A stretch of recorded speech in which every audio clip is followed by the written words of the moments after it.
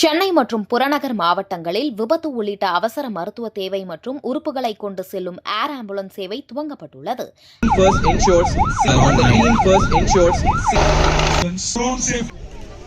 Air ambulance மூலம் விபத்தில் சிக்கியவரை சிகிச்சைக்கு அழைத்து செல்லும் ஒத்திகை நடைபெற்றது. சென்னை பூவிருந்தவள்ளி அடுத்த தண்டலத்தில் செயல்படும் சவிதா மருத்துவமனை மற்றும் பல்கலைக்கழகத்தில் அவசர காலத்தில் பயன்படுத்த ஏர் ஆம்புலன்ஸ் அறிமுகப்படுத்தப்பட்டுள்ளது. சென்னை மற்றும் புறநகரில் முதல் முறையாக இந்த வசதி ஏற்பாடு செய்யப்பட்டுள்ளது. தமிழகத்தில் சென்னை உள்ளிட்ட முக்கிய நகரங்களில் பெரும் போக்குவரத்து நெரிசல் ஏற்படுகிறது. இதனால் விபத்து மற்றும் அவசர காலங்களில் நோயாளிகளை மருத்துவமனையில் உரிய நேரத்தில் சேர்க்க முடியாமல் உயிரிழப்பு தொடர்ந்து நேர்ந்து வருகிறது. பெங்களூரு உள்ளிட்ட போக்குவரத்து நிறைந்த பிற நகரங்களில் அவசர காலங்களில் வானூர்தி மூலம் நோயாளிகள் மற்றும் மனித உறுப்புகளை கொண்டு செல்கின்றனர்.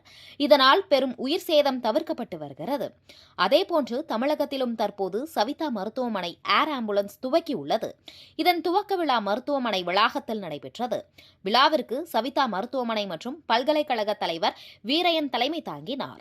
இதில் காஞ்சிபுரம் மாவட்ட காவல்துறை கண்காணிப்பாளர் திரு கே சண்முகம், IPS, ஸ்ரீபெரும்புதூர் துணை காவல்துறை கண்காணிப்பாளர், துணை ஆட்சியர் உள்ளிட்டோர் கலந்து கொண்டனர். விழாவின் முக்கிய நிகழ்வாக ஏர் ஆம்புலன்ஸ் செயல்பாடு குறித்து ஒத்திகை நடைபெற்றது.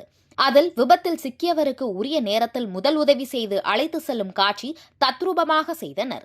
சவிதா மருத்துவமனை தலைவர் வீரையன் கூறுகையில், இந்த ஏர் ஆம்புலன்ஸ் வசதியை பெற குறைந்தபட்ச பிரீமியம் தொகையாக செலுத்தினால் போதும். ஏர் ஆம்புலன்ஸில் உள்ள நோயாளிகளை சிகிச்சை குறித்து மருத்துவமனையில் கண்காணிக்கும் வசதி உள்ளதாக தெரிவித்தார்.